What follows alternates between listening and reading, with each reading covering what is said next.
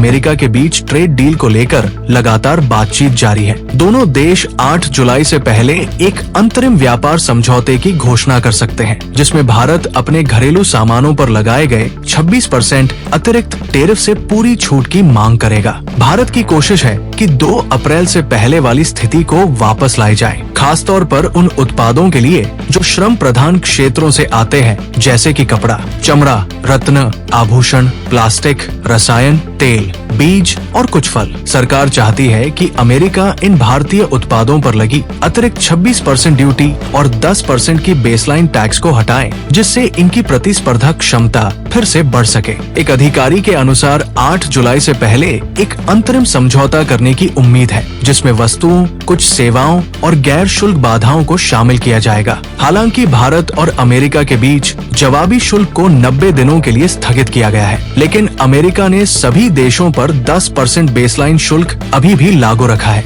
इसका असर ये हो रहा है कि भारतीय निर्यात दुनिया भर के अन्य देशों की तुलना में महंगे हो गए हैं, जिससे उनकी मांग कम हो रही है। अमेरिका की ओर से इलेक्ट्रिक वाहन, टेस्ला शराब, पेट्रोकेमिकल्स, डेयरी उत्पाद और अनुवांशिक रूप से संशोधित कृषि उत्पादों पर शुल्क में कटौती की मांग की जा रही है। भारत कुछ कृषि उत्पादों पर शुल्क घटाने को तैयार है, लेकिन जीएम फैसलों को देश में अनुमति देने की संभावना बहुत कम है। विशेषज्ञों का मानना है कि अमेरिका के साथ सौदा करने के लिए भारत को शायद ज्यादा देना पड़ेगा, जैसे कि अमेरिका से अधिक एलएजी, फर्टिलाइजर और रक्षा उपकरणों की खरीद का वादा करना पड़ सकता है। अमेरिका ने ब्रिटेन के साथ अपने व्यापार समझौते में करीब 100 उत्पादों पर रियायतें दी थी, लेकिन बदले में 2500 से ज्यादा अमेरिकी उत्पादों पर शुल्क में कटौती पाई थी। भारत के वाणिज्य और उद्योग मंत्री पीयूष गोयल इस समय अमेरिका में हैं और व्यापार समझौते पर गहन चर्चा कर रहे हैं। उन्होंने हाल ही में एक अमेरिकी वाणिज्य सचिव से मुलाकात के बाद सोशल मीडिया पर लिखा था, भारत अमेरिका व्यापार समझौते के पहले चरण को